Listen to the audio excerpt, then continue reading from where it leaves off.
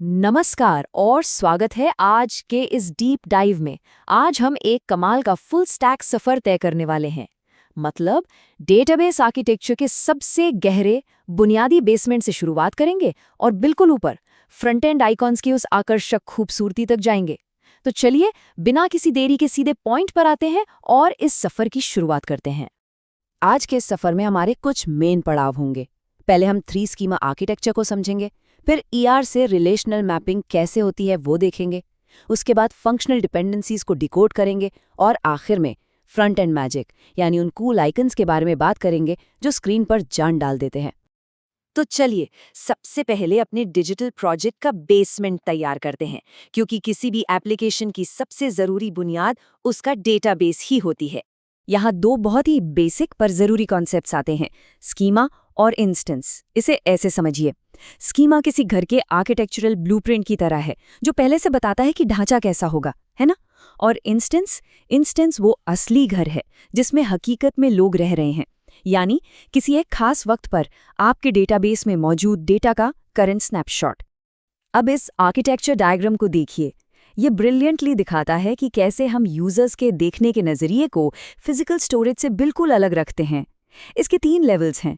सबसे ऊपर external level, जहां हम और आप इंटरैक्ट करते हैं, बीच में कंसेप्चुअल लेवल जो एक लॉजिकल स्ट्रक्चर है, और सबसे नीचे इंटरनल लेवल जहां असल में फिजिकल डेटा स्टोर होता है। लेकिन आप सोच रहे होंगे कि इतना कॉम्प्लेक्स स्ट्रक्चर बनाया क्यों? इसका सबसे बड़ा फायदा है डेटा इंडिपेंडेंस। देखिए, फिजिकल डेटा इंडिपेंडेंस हमें आज़ादी देती है कि हम हार्डवेयर अपग्रेड कर सकें, जैसे पुरानी हार्ड ड्राइव्स निकालकर नई फास्ट एसएसडीज लगा दें, और वो भी एप्लीकेशंस के लॉजिक को छेड़े बिना। वहीं दूसरी तरफ लॉजिकल डेटा इंडिपेंडेंस हमारी ऐप्स को किसी भी कॉन्सेप्चुअल या स्ट्रक्चरल बदलाव से बचाकर रखती है, एक तरह से एक सॉलिड प्रोटेक्टिव शील्ड। बेसमेंट तो बन गया, अब थोड़ा ऊपर आते हैं और देखते हैं कि इन एब्स्ट्रैक्ट ब्लूप्रिंट्स को सच में डेटाबेस के अंदर कैसे उतारा जाता है। ये जो मैपिंग प्रोसेस है ना, ये कोई रैंडम तुक्का नहीं है, ये एक बहुत ही स्ट्रिक्ट लॉजिकल प्रोग्रेशन फॉलो करती है। हम स्टेप 1 में बिल्कुल आज़ाद और रेगुलर एंटिटी टाइप से शुरू करते हैं, फिर धीरे धीरे स्टेप 2 में वीक एंटिटीज को मैप करते हैं, और ऐसे ही स्टेप बाय स्टेप चलते हुए आगे बढ़ते हैं, जहां complex many to many relationships को डेटाबेस में उनकी सही जगह दी जाती है। अब इस स्लाइड को ध्यान से देखिए, ये सच में कमाल की ट्रांसफॉर्मेशन है। बाईं तरफ जो एब्स्ट्रैक्ट एंटिटी बबल्स आपको ईआर डायग्राम में दिख रहे हैं, वो दाईं तरफ आते आते हकीकत में कॉन्क्रीट रिलेशनल टेबल्स का रूप ले लेते हैं। मतलब हमारा एक एब्स्ट्रैक्ट आइडिया अब लिटरली कोड और सॉलिड स्कीमा बन चुका है। टेबल्स तो हमने बना ली, लेकिन क्या उनका स्ट्रक्चर मजबूत है?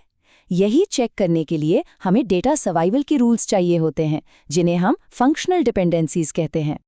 चाहे आप इन कॉन्सेप्ट्स को हिंदी में समझे या इंग्लिश में, डेटा की मैथमेटिकल भाषा एकदम यूनिवर्सल होती है। एक्स एरो वाई, इस नियम का सीधा सा मतलब है एक्स डिटर्मिन्स वाई, यानी अगर आपको एक्स की वैल्यू मैथमेटिकली पता चल गई तो समझ लीजिए वाई की वैल्यू फिक्स्ड हो गई। यही फंक्शनल डिपेंडेंसी का कोर कॉन्सेप्ट है। अब इस टेबल पर नजर डालिए, ये डेटाबेस नॉर्मलाइजेशन के सभी बुनियादी नियमों का एक बेहतरीन निचोड़ है। यहाँ पार्शियल, फुल और ट्रांजिटिव डिपेंडेंसीज दी गई हैं। इन्हें समझने का एक ही मकसद है, डेटा में से उन फालतू रिडंडेंसीज को हटाना और टेबल्स को बिल्कुल सिंप्लीफाई करना। खास तौर पर अगर हम ट्रांजिटिव डिपेंडेंसीज की बात करें, जहाँ ए से बी तय होता है और बी से सी, तो ये बिल्कुल बचपन के उस टेलीफोन गेम की तरह है, जहाँ डायरेक्ट कनेक्शन ना होने की वजह से इन्फॉर्मेशन बिगड़ सकती है। इसे अवॉइड करना बहुत जरूरी है। चलिए, बैक एंड की स्ट्रक्चरल फिजिक्स अब एकदम परफेक्ट और रिजिड हो चुकी है। तो अब वक्त आ गया है बाहर आकर अपने यूजर इंटरफेस को थोड़ा डेकोरेट करने का। अपने यूआई डिजाइन्स में सच में जान डालने के लिए आजकल डिजिटल क्रिएटर्स टॉप प्लेटफॉर्म्स का यूज करते हैं, जैसे लॉटिफाइल्स, फ्रीपिक या फ्लैटिकॉन। इन वेबसाइट्स पर आपको कमाल के फ्री और हाईली कस्टमाइजेबल एनिमेटेड आइकन्स मिल जाएंगे, और सबसे अच्छी बात, ये JSON, SVG या MP4 जैसे एंडलेसली फ्लूइड फॉर्मेट्स में अवेलेबल हैं, जिन्हें आप अपने फ्रंट एंड कोड में बहुत ही आसानी से एम्बेड और एनिमेट कर सकते हैं।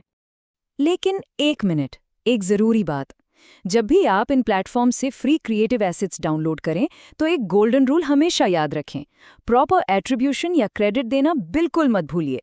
इस छोटे से स्टेप से आप फ्यूचर में आने वाले किसी भी लीगल या कॉपीराइट इशू से पूरी तरह बच सकते हैं। तो अब हमने इन दोनों ही सिरों को ध्यान से देख लिया है, जिसके बाद एक बेहद दिलचस्प पैराडॉक्स निकल कर आता है। जरा सोचिए, अगर बैक एंड डेटा और उसके स्कीमा को परफेक्टली रिजिड और नॉर्मलाइज्ड होना चाहिए और दूसरी तरफ फ्रंट एंड यूआई डिजाइन को अनंत आजादी और फ्लूइड होना चाहिए, तो आने वाले कल के नए फुल स्टैक आर्किटेक्चर्स इन दोनों ऑपोजिट्स के बीच का ये बड़ा फासला आखिर तय कैसे करेंगे? ये पैराडॉक्स ही नई टेक्नोलॉजीज को जन्म देता है। आज के इस एक्सप्लेनर में बस इतना ही। उम्मीद है आपको आर्किटेक्चर के इस फुल स्टैक सफर में बहुत कुछ नया सीखने को मिला होगा।